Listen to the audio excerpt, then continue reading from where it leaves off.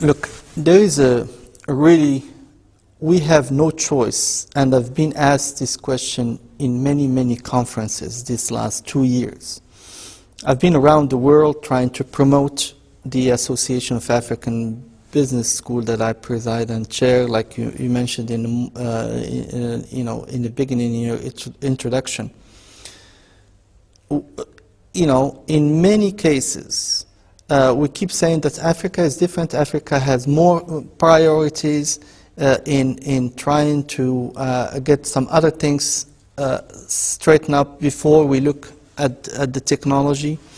And I belonged to that school of thought for a while.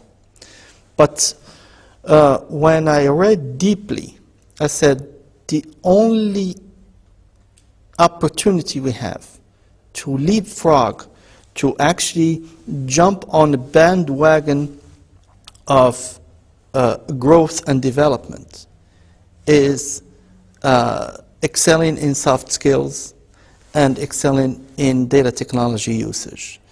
So we have no choice, because when I read deeply about artificial intelligence, if you don't understand it from the beginning, there is no way you're going to make it up or at some point catch up with the people who embraced that technology before. So why wait? We missed the first industrial revolution. We missed the second industrial revolution. We missed the third industrial revolution. Now we are in the fourth industrial revolution, and the chances are more democratized if we can actually just put our minds into it. And of course, if I tell you some drastic statistics about Africa, you're going to say, maybe this is not a priority. If I tell you that 600 million Africans don't have an electricity, you're going to say, well, how are they going to connect to an internet, or how are they going to learn about technology if they're like that? But we cannot wait until the 600 million people get their electricity.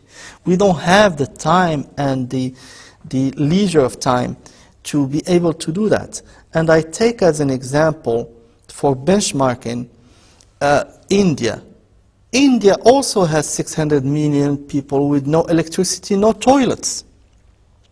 But India leveraged the usage of data technology, all the new technologies, with its engineers from all over the world, spread all over the world, because of their ingenious strategies in the 50s to teach people, to give people knowledge, to send people out to the West and to wherever there is knowledge, to learn. They are actually harvesting right now all the fruits of all this. India is the only country in the world which, that was able to actually surpass the economy of its colonizer. At some point in time, India's economy has become bigger than the UK's economy. Now imagine this. Moroccan economy has about $100 to $110 billion in GDP. And France has $2.5 trillion in GDP. So there is no way for Morocco to ever surpass the French economy because of these results. But the Indians were able to do that. If we focus on that and have a strategy where we know that there is poverty in Africa, and by the way, I always say it in many panels, Africa is not a poor continent. Africa is an impoverished continent. And whoever studied the history of Africa would tell you that. We have been impoverished throughout history, from the beginning of the 20th century until now. Okay?